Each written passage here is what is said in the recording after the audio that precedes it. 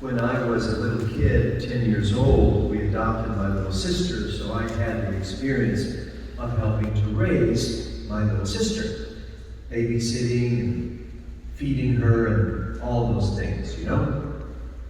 And you have probably had this experience with a little bitty kid, like maybe 1 year old or so, how when you leave the room and you're not in their sight, they panic. Because they don't see you, and when you're out of sight, as far as they know, you have ceased to exist, because they don't see you. Because their capacity to understand is so limited that that's what's going through their mind. That's why they freak out when they don't see you. That's little bitty kids. Well, sometimes people think of the ascension of Jesus Christ as a kind of going away party for Jesus. It's a celebration, however, it's not a panic. He has ascended, but he has not abandoned us, and he has certainly not ceased to exist. So the event of the ascension of Jesus Christ, which we're honoring today, is not our goodbye to Jesus until the end of time. It's not a going away party. The ascension does not mean that Jesus was here and now he's gone.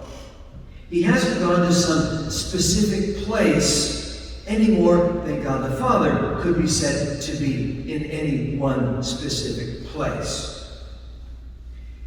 Think of the fact that before Jesus became a human being, he already existed from all eternity. And when he took a human body and lived here on this planet for 33 years as Jesus of Nazareth, he temporarily accepted the limits of the human condition. And one of those limits that he temporarily accepted by taking human flesh is that he could only be in one place at a time. That's your experience.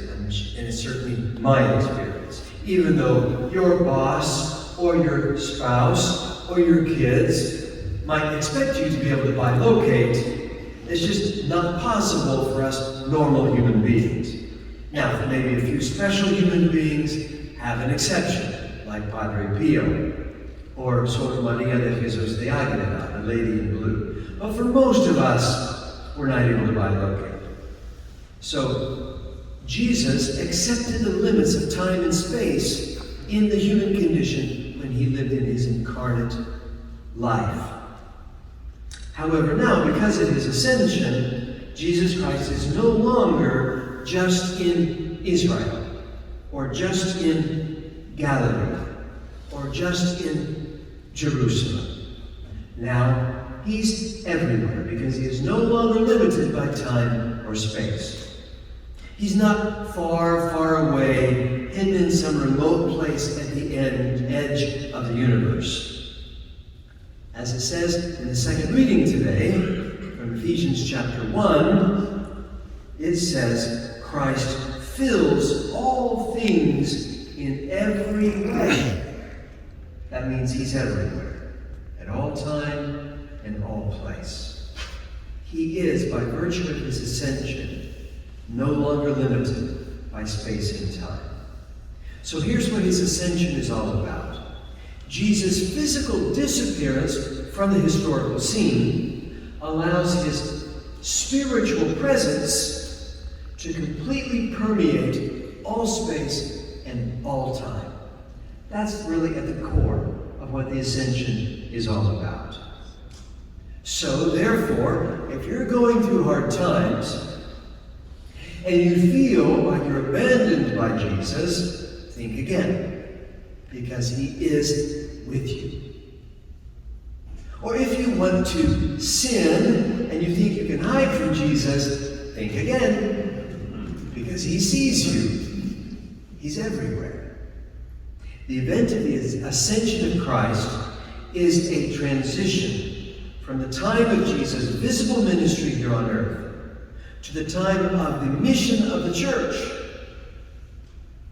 through the action of the Holy Spirit in us as church, we now carry on the mission of Christ. After he ascended, the apostles just stood there, looking up into the sky, staring up there all googly-eyed. They weren't quite sure what was going on. And then a couple of angels appeared and asked them a really good question. Why are you standing there looking at the sky? The point is that those guys have work to do. Christ has ascended, but they have not. They have places to go, things to do, and people to serve. They can't just sit there staring up into the clouds all day. They need to get to action. And the same is true for us. When Jesus ascended into heaven, his earthly body disappeared. The arms, the legs, the face, the hands, the fingernails, that all disappeared from human sight. So he left his church to be his body on earth. And you and I are members of that body. Therefore, Christ acts in the world through us. In today's first reading, Jesus tells his apostles, "You will receive the Holy Spirit, and then you will be my witnesses to the ends of the earth." The ends of the earth includes also Texas. You will be my witnesses. In today's gospel, he tells the disciples, "You are witnesses." Now you here, you men here, are leaders in the Knights of Columbus, and you women here are wives of leaders in the Knights of Columbus, and you young people are children of leaders in the Knights of Columbus. You therefore are in a special position to serve as witnesses of Jesus Christ, because of the position in which you find yourselves. Christ continues to carry out his work here on earth through his Holy Spirit, who is active in you. So trust in the Holy Spirit that you have received through your baptism and your confirmation. You have the Holy Spirit dwelling in you. Trust in that fact. The Holy Spirit will help you to be his witnesses. I'd like to conclude with words from St. Teresa of Avila. Christ has no body now but yours. No hands but yours. No feet but yours. Yours are the eyes through which Christ's compassion must look out on the world. Yours are the feet with which he is to go about doing good, and yours are the hands with which he is to bless us now.